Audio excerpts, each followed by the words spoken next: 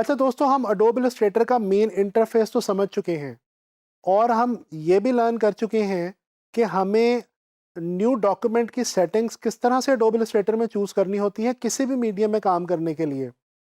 अब हम जिस चीज़ की तरफ बढ़ने लगे हैं वो ये है कि सॉफ्टवेयर ओपन होने के बाद, न्यू डॉक्यूमेंट चूज़ करने के बाद, हम अपने सॉफ्टवेयर के अंदर नेविगेट किस तरह से करेंगे, यानी हम अपने सॉफ्टवेयर में मूव किस तरह से करेंगे।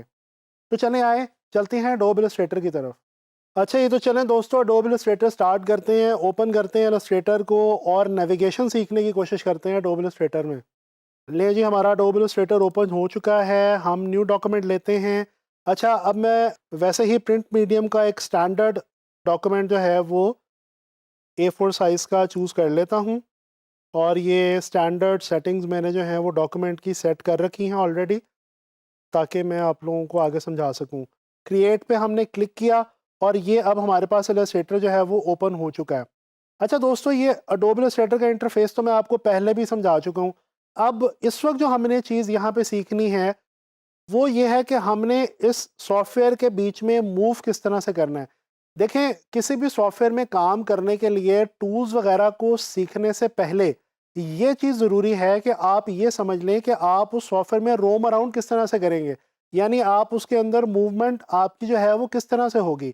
जिस तरह से किसी भी जगह पे आप एक जगह से दूसरी जगह जाने के लिए आपको किसी रोड को का सहारा लेना पड़ता है, आपको नेविगेशन का सहारा लेना पड़ता है।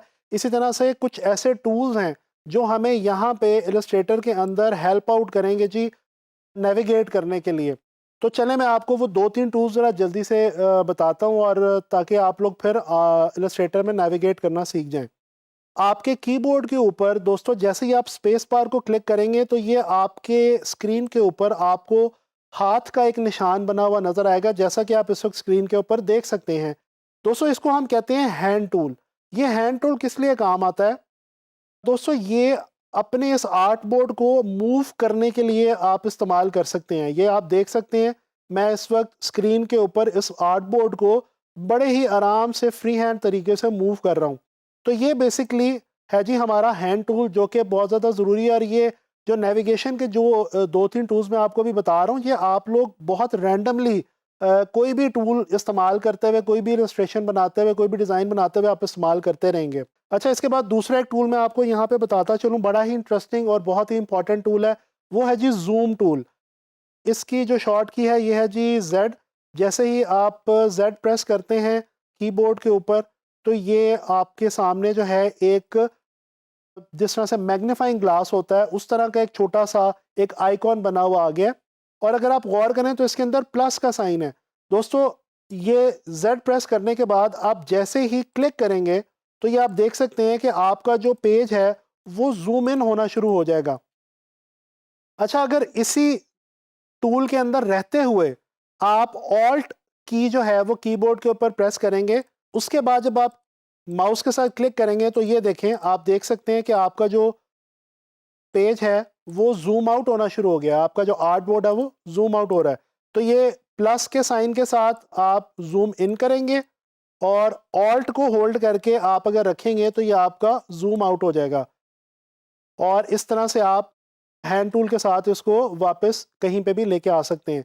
अच्छा, मैं आपको एक और बताता चलूँ मज़े की बात कि यहाँ पे जो लेफ़्ट बॉटम है आपके इलस्ट्रेटर सॉफ्टवेयर का, यहाँ पे आपके पास ये ज़ूम की ऑप्शन दी गई है परसेंटेज की सूरत में।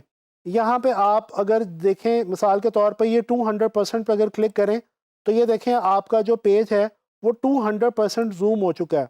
इसी तरह से 800% और ये सो ऑन, ये काफ़ी ज़्यादा परसेंटेज है, कुछ 64,000% आप अपने पेज को ज़ूम कर सकते हैं। ये देखें जी, ये इस वक्त मैक्सिमम कैपेसिटी के ऊपर ज़ूम टूल के थ्रू आप अपने आर्ट बोर्ड को ज़ूम कर चुके हैं।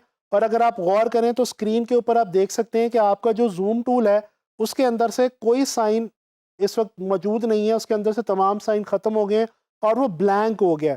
ये ब्लैंक होने का मतलब है कि आप इस वक्त अपनी फुल ज़ूम जितना हो सकता है उतना आप अपने सॉफ्टवेयर में कर चुके हैं। इसी तरह से आप यहाँ पे अगर वापस आएँ तो ये आपके पास ऑप्शन है जी 100% की। 100% जब आप इसको ज़ूम करेंगे तो ये वापस स्टैंडर्ड जो आपका पूरा आर्ट बोर्ड है आपको आपके स्क्रीन के ऊपर नज़र आ जाएगा। इसी तरह से आपके पास एक ऑप्शन है फिट ऑन स्क्रीन। ये देखें जैसे ही आप फिट ऑन स्क्रीन करते हैं तो ये आर्ट बोर्ड आपका पूरा पूरा आपकी स्क्रीन के ऊपर फिट हो चुका है। अच्छा दोस्तों, अभी हमने जूम टूल के थ्रू डॉक्यूमेंट को जूम इन करना, जूम आउट करना सीखा, और उसके अलावा हमने हैंड टूल के थ्रू अपने आर्ट बोर्ड को जो है वो हैंडल करना सीखा कि हम उसको मूव किस तरह से कर सकते हैं, उसको नेविगेट किस तरह से कर सकते हैं। तो ये दो टूल्स बहुत ही इंपॉर्टेंट और बेसिक से टूल्स हैं।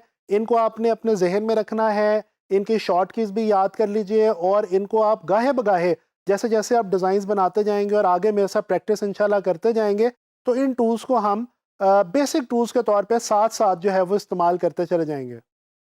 तो उम्मीद करता हूँ कि आपको जूम टूल और हैंड टूल की अच्छे तरीके से समझ आ गई होगी।